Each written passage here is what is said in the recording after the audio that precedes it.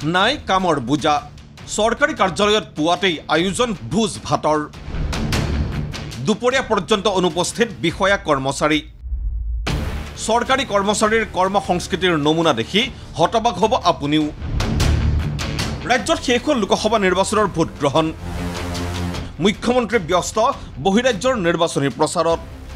মাহজোৰা নিৰ্বাচনী প্ৰচাৰৰ পাছত আলস্য ভাৱ যেন বিৰাজমান মন্ত্ৰী আমোলাৰ ক্ষেত্ৰত শিথিল প্ৰশাসনৰ পুৰামাত্ৰাই যেন সুযোগ ল'বলৈ তৎপৰ চৰকাৰী বিষয়া কৰ্মচাৰী ৰাজ্যত কৰ্ম সংস্কৃতিৰ শেহতীয়া ছবিখননো কি তাকে জানিবলৈ সোমবাৰে ND24 চলাইছিল নিজাববীয়া অনুসন্ধান আমাৰ সাংবাদিক গৈ উপস্থিত হৈছিল ঢকুৱাখানাৰ ভূমি সংৰক্ষণ বিভাগৰ আঞ্চলিক বিষয়াৰ কাৰ্যালয়ত পুৱাতেই কাৰ্যালয়ত চলিছে ভোজৰ আয়োজন চৰকাৰী কাৰ্যালয় আৰু চৰকাৰী কাৰ্যালয়ৰ ভিতৰত তেওঁলোকৰ চৌহদৰ ভিতৰতেই এসাঁজ তেওঁলোকে খোৱাৰো দিহা কৰিছে ভিতৰত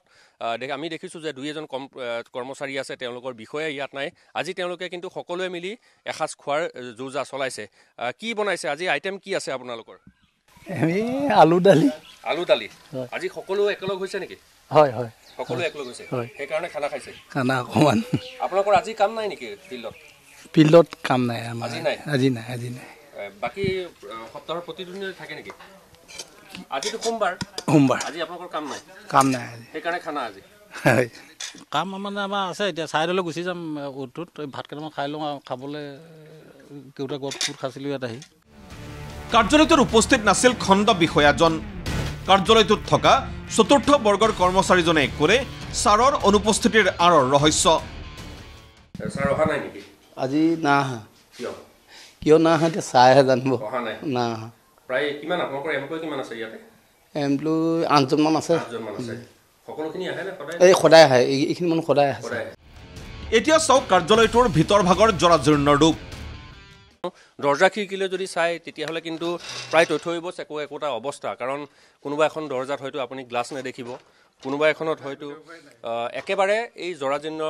কাৰ্যালয়টোত তেওঁলোকে কৰ্ম সম্পাদন কৰিবলগীয়া হয় টেবুল চকীৰ অৱস্থাটো আপুনি ক'বই নালাগে ইয়াত টেবুল চকীৰ একেবাৰে জৰাজীৰ্ণ অৱস্থা কাৰণ তেওঁলোকৰ বাহিৰে কাম চলিলেও কিন্তু কাৰ্যালয় হিচাপে যিটো পৰিৱেশ থাকিব লাগে সেই পৰিৱেশটো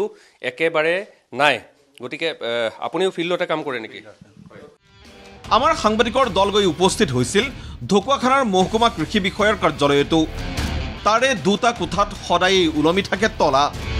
কাৰ্যালয়টোৰ বিধ্বস্ত অৱস্থাত দেখি সকলোৰে চাগৈ পুতৌ জন্মিব উৰুখা চালেৰে বৰষুণৰ পানী সোমাই বিধ্বস্ত ৰূপ লৈছে কাৰ্যালয়টোৱে কুকুৰ মেকুৰীৰ আশ্ৰয়স্থলী আৰু ধ্বংসস্তূপত পৰিণত আচবাব পত্ৰৰ সৈতে সহাৱস্থান কৰিবলৈ বাধ্য হৈছে কৰ্মচাৰীসকল অঘটনৰ আশংকাত কাৰ্যালয়ৰ ভিতৰত বহি কৰ্ম সম্পাদন কৰিবলৈও ভয় খায় কৰ্মচাৰীসকলে সময়ত মানে ভাগি মাথাত পৰিব ক'ব নোৱাৰি সেইটো কাৰণে আমি এটা ৰুমতে থেপাথেপকৈ বহি আছোঁ হয় ইয়াত সোমাই বহি থাকিবলৈ আপোনাৰ ভয় লগা অৱস্থা বৰষুণ দিলে সেইকেইটা ৰুমতো বহিব নাই এটা ৰুমতে আমি চব গোট খাই ইয়াতে বহিবলগীয়া হয় ইয়াতে কাম কৰে কিছুমান মানে সেনেকৈ চলি আছে আৰু কাৰ্যালয়টোত 11 বজালৈকে অনুপস্থিত একাংশ কৰ্মচাৰী আমাৰ কেমেৰাটো বন্দী হ'ল ভিতৰ চৰাৰ খালী চকী এগৰাকী কৰ্মচাৰী আকৌ কৰে 3 মাহ ধৰি তেওঁলোকে পোৱা নাই দৰমহা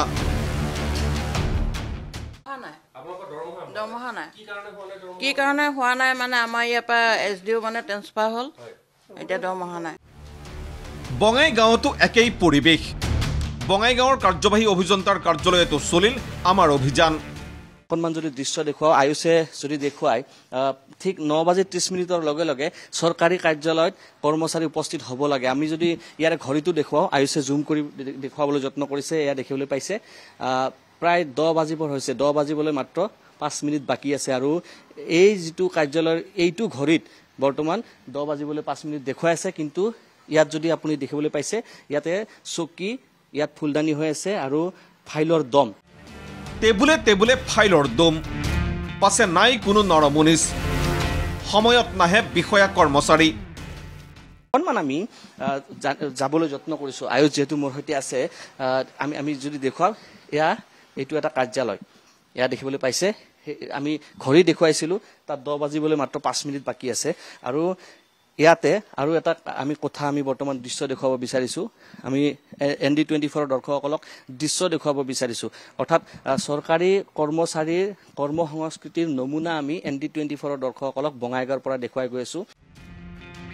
চৰকাৰে 9:30 কাৰ্যালয়ত উপস্থিত হোৱাৰ সময়সীমা বান্ধি দিছে পাছে ছাৰ বাইদেউসকল কেইটাত কাৰ্যালয় পায়হি তাক বিৱৰি কৰে চতুৰ্থ বৰ্গৰ কৰ্মচাৰীজনে আৰু ছাৰহঁতক লৈ আছে বহুত কেইগৰাকী আছে আছে মানে 9:30 কোনো নাহে 18 জন মিনা আছে কি 10টা বাজিব 10টা বাজিলে এতিয়া কোনো মানুহ নাই এতিয়া বা কিয় আহিব নাই আপুনি নাজানে মই নাজানো কেনেকৈ জানো কোনো কাৰ্যত এতিয়া এনেদৰেই চলিছে ৰাজ্যৰ চৰকাৰী কাৰ্যালয় ৰাজ্যবাসীৰ কৰৰ ধনেৰে দৰমহা দিয়া চৰকাৰী কৰ্মচাৰীক এতিয়া কোনে নিয়ন্ত্ৰণ কৰিব তাক লৈহে উঠিছে প্ৰশ্ন বঙাইগাঁৱৰ পৰা কুলেন্দ্ৰ শইকীয়া আৰু লখিমপুৰৰ পৰা নীলপৱন সভাপণ্ডিতৰ ৰিপৰ্ট ND24